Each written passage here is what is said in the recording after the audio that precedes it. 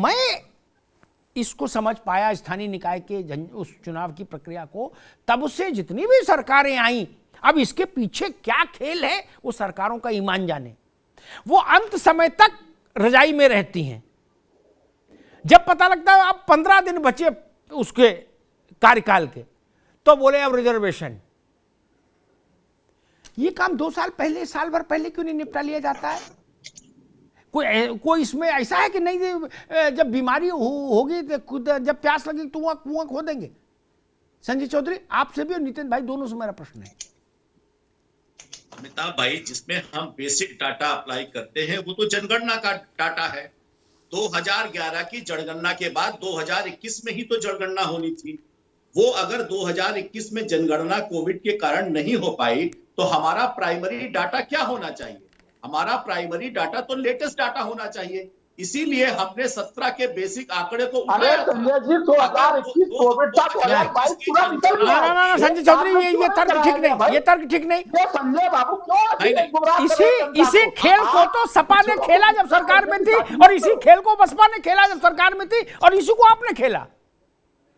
नहीं, 2021 आप बताइए, अगर अमिताभ भाई फिर अगर कोई कोर्ट चला जाएगा और कोर्ट में जनगणना के आधार को सारे कार्यक्रम हो रहा है, कोविड की वजह से नहीं हुआ, कोविड का बहाना लेकर कब तक अपना मुंह छुपाते रहोगे? जो लोग इस रिजर्वेशन के खिलाफ गए थे वो उत्तर प्रदेश में नजीर साबित कर देंगे कि उत्तर प्रदेश के नगर निगमों के चुनाव में पिछड़ों का आरक्षण लगभग 37% कम हो जाएगा, और ये ऐसी नजीर बनेगी कि आने वाले समय में कभी उत्तर प्रदेश के पिछड़े उस रिजर्वेशन को नहीं गेन कर पाएंगे जो रिजर्वेशन भारतीय जनता पार्टी ने प्रपोज किया था। ये मैं दावे के साथ कहता हूं और आपसे निवेदन करता हूं। अच्छा भाई, एक बात मैं नहीं समझ पाया, आखिर ये आप कह रहे हो हम पिछड़ों को दूध मलाई खिला रहे, और पिछड़े आपके खिलाफ खड़े हो रहे हैं राजनीति में। पिछले 6 महीने इंतजार करो, फिर रसगुल्ला भी नहीं मिलेगा, रसगुल्ला तो खराब हो गया। क्या बात करते हो भाई? आप जलेबी देने की बजाय रसगुल्ले के लालच में 6 महीने ले गए और फिर बताया कि रसगुल्ला का सूख गया है। ऐसी बातें मत करो। ये उत्तर प्रदेश की जनता है, ये पिछड़े जरूर है लेकिन बुद्धिहीन नहीं, ये सब समझते हैं। आपकी संजय चौधरी की मंशा को पिछड़े जरूर है लेकिन मूर्ख नहीं है। आप इनको लालच दे करके आप रसगुल्ले मत छीनो, रसगुल्ला दिखा के मत छीनो, ये अपना हक लेना जानते हैं। एक मिनट रुके, रोहित आ रहा हूँ, आपको आ रहा हूँ, एक मिनट रुके। ये बात जो संजय चौधरी ने कही उसको घुमाने की कोशिश की उन्होंने, भाजपा ने, और एक मिनट रुको भाई, लेकिन मैं फिर एक बात स्पष्ट कर दूं, अनगणना जनगणना छोड़ दीजिए, स्थानीय निकाय के चुनाव की पूरी दुकान अलग है, ठीक, उसका किसी दूसरी दुकान से कोई लिंकेज नहीं है, ये समझ लो। जब हमने हमारे जैसे तमाम लोगों ने इस बात को देश में रखा कि भाई साहब एक मतदाता सूची कर दो देश भर में, उसी से सारे चुनाव करा लो, नहीं माने। स्थानीय निकाय की सूची अलग बनेगी, फार्म अलग है, तो रिजर्वेशन नहीं, ये आरक्षण की कवायद नहीं पहले से हो सकती। आखिर जब आप मतदाता बनाते हो तो भी पर्सन टू पर्सन बात होती है ना, ये कैसी बात है? ये प्रस्ताव आदरणीय राम गोपाल जी ने लोकसभा में रखा था। अरे राम गोपाल जी ने रखा था, राम गोपाल जी की सरकार रही तो क्या किए? अरे तो ये आज केंद्र सरकार करेगी कि उत्तर प्रदेश सरकार करेगी? ये उत्तर प्रदेश सरकार करेगी क्या? ये तो केंद्र सरकार करेगी भाई। मैं एक मिनट नितिन बाबू, नो, मैं क्या कह रहा हूं, शांति काल में बिना भड़बड़ के पिछड़ों के आरक्षण की पड़ताल व्यवस्था, उसका निर्धारण क्यों नहीं करती? ना बसपा की सरकार ने किया, ना अखिलेश जी की, ना योगी जी की। अंत में कहते हो कि अब तो चुनाव आ गया, अब जल्दी करो यार, छोड़ो जो है सो ही ठीक। ऐसा भाव क्यों रहे? ये वैसा ही है कि बाढ़ कब आती है पता है, लेकिन सामान खरीद के नहीं रखेंगे उसके लिए। बाढ़ जब आ जाएगी तो टेंडर की प्रक्रिया से एग्जेम्पशन लेंगे। संजय जी आप समझ रहे हैं ना? बोले अब तो एसओएस खरीदना पड़ेगा, अब तो 25 रुपए की मोमबत्ती मिलेगी और 10 रुपए की माचिस लेनी पड़ेगी क्योंकि बाढ़ आ चुकी है ना? मैं उन बेईमान अधिकारियों से कहता हूं, आपको पता नहीं सूखा कब पड़ता है और बाढ़ कब आती है, लेकिन भ्रष्टाचार भी तो करना है ना। हमको पता नहीं पूर्वांचल का हिस्सा 12-15 जिले कब बाढ़ में डूबते, नहीं पता क्या? लेकिन हम चाहते हैं कि अधिकारियों के हाथ में छूट रहे ताकि बीच में कुछ खेल हो जाए। ऐसा भाव नहीं होना चाहिए। रोहित अग्रवाल जी, आप क्या कह रहे थे, बताइए आप। देखिए अमिताभ जी, संजय चौधरी ना मतलब खुलेआम आपके चैनल के ऊपर झूठ बोले चले जा रहे हैं। संजय चौधरी कह रहे हैं कि हम आरक्षण ज्यादा देना चाहते थे ओबीसी को। यहां लड़ाई तो ज्यादा कम की है ही नहीं भाई, ये तो लड़ाई थी ही नहीं कि ओबीसी को ये कम आरक्षण दे रहे हैं, इनको ज्यादा देना था। यहाँ पे लड़ाई ये थी कि जिन सीटों के ऊपर इन्होंने सामान्य घोषित कर दिया वहां पे शायद ओबीसी घोषित होना था, जहां पे ओबीसी घोषित कर दिया वहां सामान्य घोषित होना था। जनसंख्या के आधार पर की लड़ाई थी कि कौन सी सीट का आरक्षण रोटेशन बेसिस पे चेंज होना था। लड़ाई तो इस चीज की है, और ये खुलेआम आपके चैनल पे झूठ बोलते चले जा रहे हैं कि आरक्षण ज्यादा देना चाह रहे, ज्यादा देना चाह रहे। अरे भाई साहब, और चैनल पे नहीं बैठी तो अमिताभ प्रत्यावेदन देखा है क्या? आपने मनोज पांडे का प्रत्यावेदन देखा है क्या? आपने पांडे का प्रत्यावेदन देखा है क्या? नहीं है। अभी अमिताभ जी आपको स्वयं जवाब देंगे, क्योंकि आप एक विद्वान पत्रकार के चैनल पे बैठे हो और यहाँ पे झूठ बोल के नहीं जा सकते, आप गुमराह नहीं कर सकते जनता को।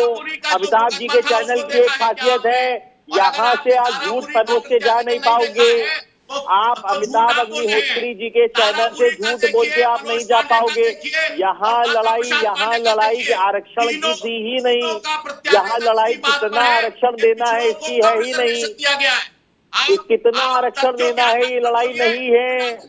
आप झूठ बोल रहे हैं, बिल्कुल झूठ बोल रहे हैं। आप ऑन एयर झूठ बोल रहे हैं, आप ऑन एयर झूठ बोल रहे हैं, प्रतिष्ठित चैनल पे झूठ बोल रहे हैं। सबसे बड़ी बात अमिताभ एक मिनट, दोनों मित्र रुकिए,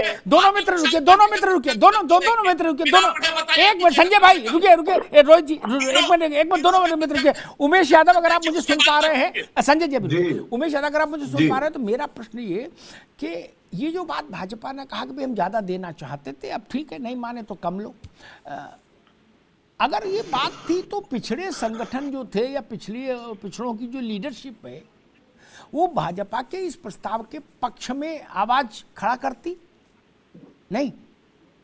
ज्यादा के बदले कम तो कोई नहीं लेना मंजूर करेगा। अगर ऐसा होता तो आज तो हाईकोर्ट के इस निर्णय के खिलाफ पिछड़े लामबंद हो जाते, हाय तौबा मच जाती। नहीं, देखिए पुतले फूके जाते। मैं संजय चौधरी जी के इस तर्क से कतई सहमत नहीं हूं, क्योंकि मैंने उस रिट को और उस पूरे सिस्टम को समझा है, पूरी व्यवस्था को समझा, उसमें ज्यादा और कम की कोई बात नहीं थी। पहले तो मैं दो बातें कोट करना चाहूंगा। एक तो पिछली डिबेट में आदरणीय अमिताभ अग्निहोत्री जी ने एक बहुत तर्क संगत बात कही, यानी कि आपने जो बहुत अच्छी बात कही कि आरक्षण की प्रक्रिया को यदि चुनाव से 6 माह पूर्व, ये चुनाव कोई सडनली तो होते नहीं है, तय समय पे होते हैं, उनसे पहले जो भी होना है, कोर्ट जाना है, सुप्रीम कोर्ट जाना है, राज्य निर्वाचन और राष्ट्रीय निर्वाचन आयोग कहाँ जाना है चले जाइए और उसको तय कर लिया जाए, ये बहुत अच्छी बात है। और दूसरी जो हमारी पार्टी हर प्लेटफॉर्म पे एक बात उठाती है कि जातिवार जनगणना को यदि एक बार करा लिया जाए तो ये सारे विवाद ही समाप्त हो जाएंगे। और तीसरी बात, आदरणीय अमिताभ जी, जो आपका प्रश्न है, तो संजय भाई की मैं इस बात से कतई सहमत नहीं हूँ। इसको थोड़ा सा डीपली हम सब लोग स्टडी करें, उसमें ज्यादा और कम देने की कोई बात नहीं थी। TTT फार्मूला सुरेश महाजन प्रकरण में जो माननीय उच्चतम न्यायालय का आदेश था उसको पूरा नहीं किया गया। पूर्ववर्ती सरकारों ने भी उसको पूरा नहीं किया।